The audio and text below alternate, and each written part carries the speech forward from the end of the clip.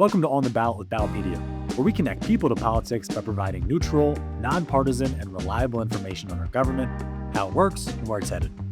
Hello, everyone, and welcome back to another episode of On the Ballot. I'm Norm Leahy, your host, senior editor here at Ballotpedia, and we're going to do a deep dive today on the elections in the Commonwealth of Virginia. Yes, it's Commonwealth. Don't ever forget that. But we're going to throw a monkey wrench into the script because of breaking news. And it's always fun to talk about breaking news, especially when it hits I'm based in Richmond, when it happens literally in my backyard. And to join me to explain what's going on, not only with the big scope picture of the governor's race, the House Delegates races, but this breaking news is Brandon Jarvis, who's the hardest working reporter in Virginia with the Virginia Scope. Brandon, thanks for joining us. Welcome back to the show. Thanks for having me. It's always fun. And talking about fun, we were talking about fun before we went on the air here, is tell us about this proposal floating in Virginia Democratic circles to redistrict the state's congressional districts. So, Democrats announced yesterday that they're bringing everyone back next week, just 1 week before the election day, to address Trump's actions. That's what they're saying officially on the record. But we all know it's for redistricting. They're looking at a redistricting proposal to give Democrats more of a chance in congressional districts across Virginia. They're looking at maybe adding 2 or even 3 seats to the Democratic portfolio here. The third seat that they're looking at adding, it would be more of, I think, protecting a Democratic incumbent, but they're not speaking on the record. So none of that is a fact. They called the proposal for Monday at 4 p.m. And basically the reason that this has to happen so fast is the constitutional amendment process in Virginia is that you have to, the General Assembly, the elected members, a majority of the elected members, no matter if they're there or not, has to vote to approve the amendment once. Then you have to have a House of Delegates election, and then the General Assembly has to vote to approve it again before it goes to a referendum vote for all of Virginia. The reason it's coming so fast is because we have that House election on November 4th. Then the legislative session begins in January. So in theory, they could get the first vote, the House election, and the second vote done in the next 2 months. And then state code says you can't hold a referendum within 90 days of it passing. So then that would put us in like April or May, depending on how it goes in the session. So Democrats could get it approved by April or May, and then they would have to redraw the districts for the midterms. And I mean, early voting is 45 days here in Virginia. So, I mean, that's putting them in a pinch for the June primaries for these congressional districts. There's always options. They talked in 2022 about pushing back primary day to August. So there's that on the table. Democrats have not spoken publicly. They just said it's Trump actions. But national Democrats came out basically like, yes, this is redistricting. We're happy it's happening. They sent out a long message from the DCCC. Multiple sources have told me it's Hakeem Jeffries, the House minority leader in D.C., who's really pushing for this effort. It was kind of caught a lot of people by surprise. Democratic legislators, I posted about this, 2 nights ago now? Today's Friday. I posted about it Wednesday night. Democratic legislators still didn't know. They were just told to clear their schedule for a special session meeting about vaccines. Everyone's like, what could we do about vaccines in Virginia General Assembly? So they knew it wasn't vaccines. And it turns out it's going to be redistricting, and they're going to make this effort. So far, it looks like Democratic gubernatorial nominee Abigail Spanberger was kept out of the loop. She's talked in the past. Doesn't seem like she's a fan, but she has not commented. I've asked multiple times. Her opponent, Lieutenant Governor Winsome Earle-Sears, who has a lot to do with this in the sense of she presides over the Senate, she's come out saying it's Spanberger trying to keep her off the trail and all these things. But that puts Earle-Sears in a tough position. Is she going to leave the campaign trail? This is expected to last at least 3 days next week because they have to do a constitutional reading every day, and they can dispense of that if they have a supermajority of members present to vote to dispense it and get it all done in one day. But Republicans are not going to speed this up for Democrats. Republicans are not happy.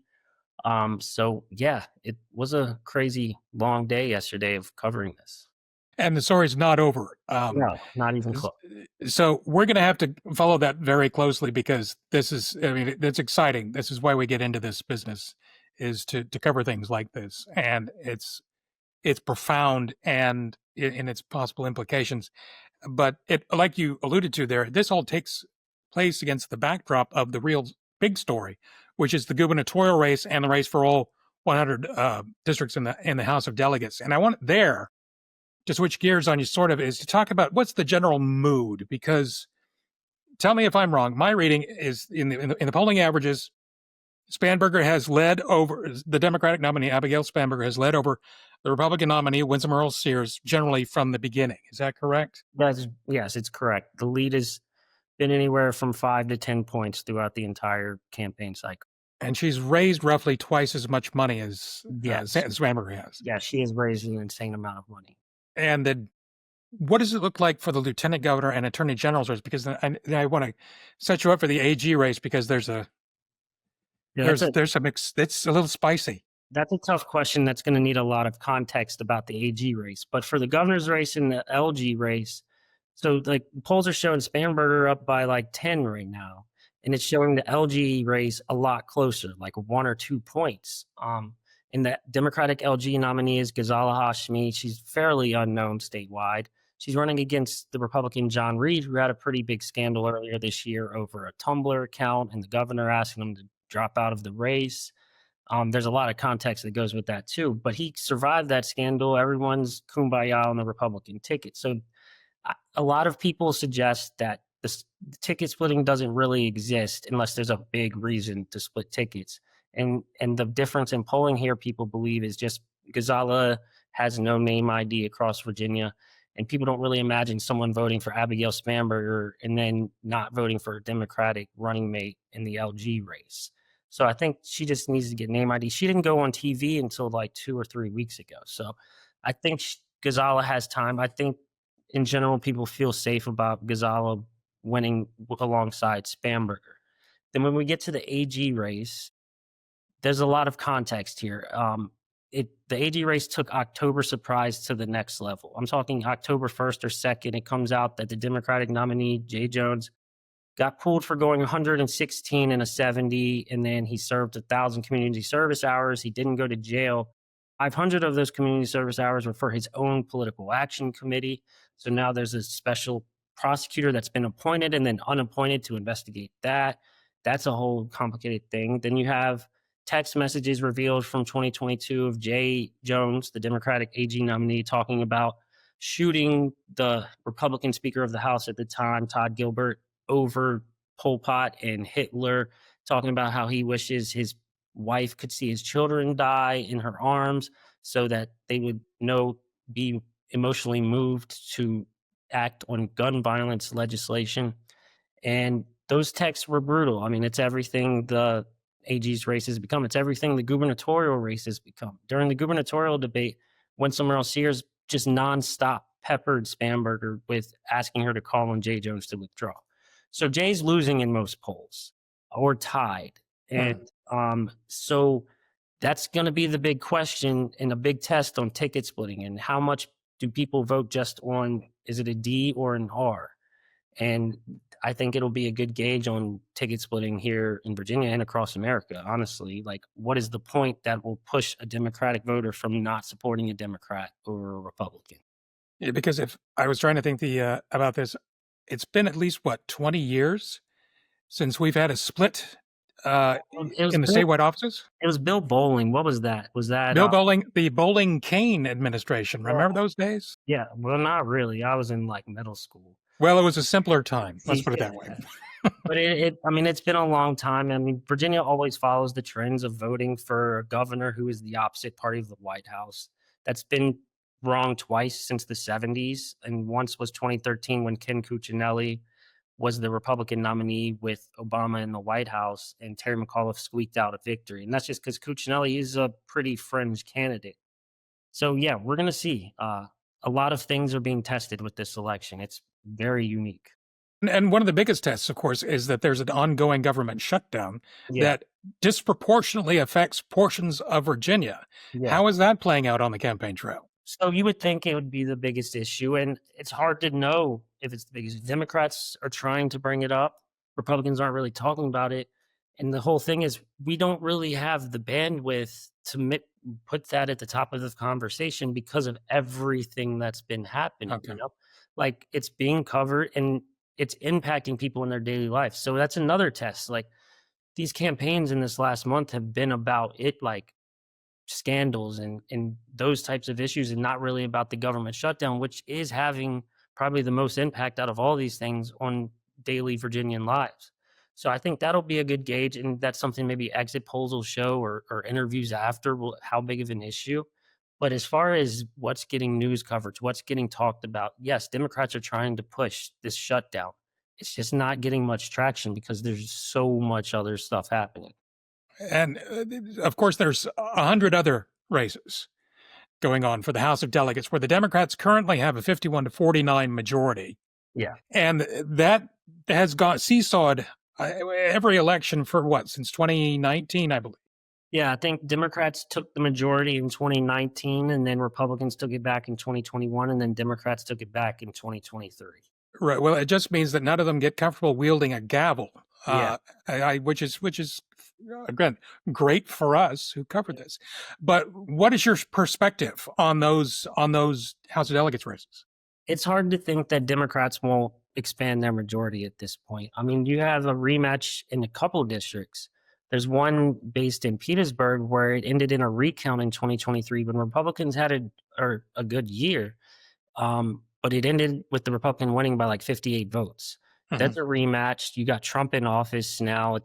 It's easy to think that race is going to go the Democratic way. Then you have another one in Henrico with May Navarre and David Owen. David Owen barely beat Susanna Gibson in 2023 when she was dealing with a huge scandal of her own with her videos of her and her husband doing intimate things were put out on the internet. And then you also have like Lily Franklin and Chris Obenshane. Obenshane, the Republican, won by like 100 votes. I don't remember the specific number, but it's small. And his Democratic challenger, Franklin, is running against him again, raising a ton of money, going on TV. So there's more than that, but those three seats look good for Democrats. You also have Carrie Coyner in the Chester district. She's at the heart of the Jay Jones scandal. Because when Jay sent those texts about shooting the speaker, he sent them to Carrie, who then sent them to the speaker at the time, and then they came out this October, years later. Kamala Harris won Carrie Coyner's district, and Democrats are hopeful for it. Speaker of the House Don Scott has filmed a direct-to-camera ad in support of the Democratic candidate. So they're targeting that district, but Coyner also has a reputation in that district. She's very moderate. She was on the school board. Her family's well known. It's hard to imagine her losing right now, but it's also hard to tell what her involvement in the Jay Jones texting scandal will do to her race. Well, and frankly, Brandon, at the rate things are going right now, there's too much time left. Anything can happen. Yeah. We seem to be at that stage. Now, if we step back and think, every election in Virginia that I've ever covered has had something come out of the blue, a wild card result that nobody expected. What's your favorite one to watch? Well, I mean, not to rehash it, I'm really interested in the AG race. Seeing a statewide split ticket, that's going to be big, because then you have if Jason Miyares gets reelected, how is the dynamic of him and Abigail Spanberger working together for the Commonwealth? Because, I mean, everything Youngkin tries to do that gets sued, Miyares defends him. It's tough to imagine him defending Spanberger's administration in that aspect. And it's also interesting to see, with all this redistricting thing going on, Democrats have to keep the majority. I mean, if Republicans come in, they're going to kill that redistricting during the second vote in the session in January. So there's a lot riding on this House election now. I mean, everyone kind of expected the Democrats to keep the majority, but now with this, it's hard to see how Republicans will use it. And it's also interesting, like, these Republicans know it's a low reward for a high risk situation, but they're putting that to the side for national Democrats. I mean, congressional redistricting does not help a single state legislator or governor or anything. It helps DC Democrats to fight back for Trump. So it shows that Democratic leadership here in Virginia is kind of focused more on pushing it back against the Trump administration. And I don't know if that's going to play well. That could fire up their base. It depends on how they message. But it's hard for me to narrow down one thing I'm watching because there's just so much going on. It's just this month. We're on the 24th day of October. It feels like October started in the middle of the summer at this point. Yeah, I understand exactly what you're saying. And Brandon, I know you're very busy covering the breaking news, so I don't want to hold you from that. But I do want to thank you for joining us today. And as this redistricting story develops, I think we'll be talking again probably very soon. Brandon Jarvis, Virginia Scope, the hardest working reporter in Virginia, and I mean that. Thanks for joining us on the ballot. I appreciate it. It was fun. And everyone, I hope you stay tuned because in the second half of this show, we're going to talk to Ballotpedia's own Lara Bonatesta about the mechanics of voting and whatnot in the Commonwealth. So stay tuned for that. We'll be on the opposite side of the upcoming message. And until then, we'll see you in a few. Take care. Hi there, this is Abby Campbell. I'm on Ballotpedia's comms team. Election day confusion? Not with Ballotpedia's voter toolkit. From registration deadlines to polling locations, we've assembled everything you need for a smooth voting experience. Our nonpartisan toolkit includes registration links, ID requirements, early voting information, and our famous sample ballot lookup tool, all customized for your location. We've even got reminders for your calendar so you never miss an election. Voting should not be complicated. Let Ballotpedia be your compass. For more information, check out ballotpedia.org's voter toolkit.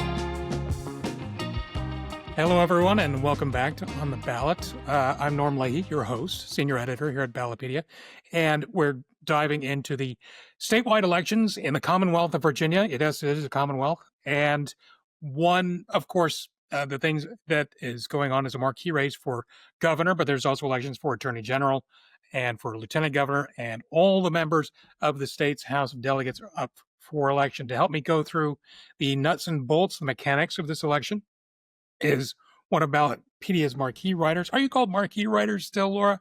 But it's Lara Bonatesta. She's one of the she's been following the Virginia political scene this year for a long time now. And Laura, I want to turn to you to find out what's going on. First of all, welcome back to the show. Hey Norm, thanks for having me. Now, let's get down to the basics, okay? Shall we? Tell people, I gave the big thumbnail, but there's more on the ballot than just statewide officers and the House of Delegates. There's some other stuff on? Yeah. So, I mean, just starting at the top, you've got governor, lieutenant governor, attorney general, and all 100 seats in the House of Delegates. There are a handful of municipal and school board elections as well on the ballot. And yeah, one thing to note here is just that Virginia is one of only a handful of states that has odd year elections that for the state executive offices. And so it's a lot of eyes on Virginia this year because of that. And other reasons too, but we might get to some of those. But of course, one of the big things that's going on here, of course, is the House of Delegates races. There's a close split in the House. 51-49, Democrats have the majority. So I know that Ballotpedia has put together a list of battleground races to watch. Tell us about some of those. Yeah, so we identified 23 districts, and you can find a full list of those with all of the district names and a map on our website. But just to point out a handful of the areas that appear to be competitive, you've got a couple districts near Richmond, Chesterfield and Williamsburg, those areas, Prince William County in Northern Virginia, and then also Chesapeake, Hampton Roads. Those areas too are also looking pretty competitive. And we look at a couple things when we decide on battlegrounds, and it's, we look at former, the past races in that district, like the most recent one, and the margins of victory, and some external race ratings and forecasts too. Right. And already mentioned that there's a close split between Democrats and Republicans in the House of Delegates. Give us a little background, though, on how unstable majorities have been in recent years.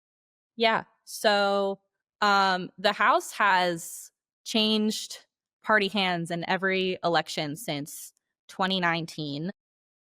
In 2023, they adopted new maps. No one can ever get too comfortable in terms of who has a majority, because it's really been moving around. The last time either party won a bunch of seats was 2017, and that was when Democrats won, I think it was 15 seats. And since then, it's been pretty narrow margins. Right. That was 2017 being a wave election when Democrats almost swept the board. It was something to behold. Now, just to be clear, the Virginia Senate, 40 members there, they're not on the ballot this year, right? Nope. The next state Senate elections are not until 2027. So eyes are on the House, and it's really going to be up to these elections and the governor to determine, party control of Virginia state government. Right now, Virginia has what we call a divided government, where neither party has trifecta status. And so... and trifecta means... A trifecta is when one party has control of the governor's office and both chambers of the state legislature, or in Virginia's case, the General Assembly. That's true. So yeah, that it's going to really be interesting to see what happens in the House elections as well as the governor's race. Because if one party wins the governor and another party wins the majority in the House, it could affect on what the governor is able to get done. And here's a pop quiz for you. I told you I wasn't going to do this, but I'm going to do it today anyway. Pop quiz. What is the one unique thing about Virginia's governor that no other governor in the country can say? Well, Virginia is it's one consecutive. Sorry, let me rephrase that. One term. You cannot run for more than one term consecutively. You can take a break and run again after, I think it's 4 years. So that also adds a really interesting layer to this, because the governor really has to work with the General Assembly to be able to get their priorities fulfilled and to deliver on whatever they're promising. Right, yes, and it's important to note, for those of you playing the home version, that in the modern era, which roughly dates from about the 1969 election, only one governor has served 2 non-consecutive terms. Everybody else, one and done. Terry McAuliffe tried to come back, came up short to Glenn Youngkin, the current incumbent, who is leaving office. So good for you. Laura wins the game. She got it right. Virginia has a one-term governor. Now, the governor's race, while we're on that topic, lots of money being spent in this race. Give us an overview of the money. Yeah. So overall, Spanberger is in the lead and has been in the lead for a while. She's raised, as of the latest numbers through, I think it was September 30th, more than $50 million. And Earle-Sears has raised close to $26 million. But I think it's important to note that overall this year spending is down from what it was in 2021. So there's been a lot of hype around this race, but and that doesn't necessarily mean there's less interest, but it just I think it's interesting that it is down. And I would say also that Democrats are kind of leading most of the way down the ballot over Republicans in terms of fundraising. But the noteworthy exception to that is in the Attorney General's race, where Miara is leading in campaign fundraising. Right. The incumbent Jason Miara is ahead in that race, too, in the polling average. Narrowly, I think it might be within the margin of errors. There's a possibility there could be some ticket splitting, but we can talk about that later. The other thing I want to get to is the actual mechanics. Early voting is underway right as we tape this, correct? Yes, that's true. Early voting started on September 19th and it runs through November 1st. So you can vote now in Virginia. And as of today, we're filming this on October 23rd. I think the last day to register to vote by mail or online is the 24th. That's also the last day to request a mail-in ballot. But Virginia, you can return that mail-in ballot up until November 4th, which is Election Day. And it also has same-day voter registration. We do, yeah. And so what do people need to, if they actually show up to the polls to cast a ballot, what do they need to bring with them? Virginia requires a non-photo ID. So that could be, it could be a photo ID. It could be a driver's license, a passport, a student ID. It could also be a utility bill or a bank statement. And if you don't have those things, you can cast, what is it, a provisional ballot, and then you come back later and show your ID. Is that correct? Yes, I think that's correct. Okay, great. And so again, polls open, 7 a.m. on November 4th. So everybody, if you're you're a resident of the Commonwealth of Virginia, I urge you to head to the polls and vote if you haven't voted already. And Lara Bonatesta, the great marquee writer from Ballotpedia, who's been covering the Virginia races, thank you for joining us today on The Ballot. We really appreciate it. Thanks for having me. And to everybody else out there, all of you watching and listening to us, you can pick up this podcast wherever you get your podcasts. And you also, of course, see us on YouTube. And of course, if you're old school, you can read us on the web, online, on our website. And that's where I will find you next in the digital pages of Ballotpedia.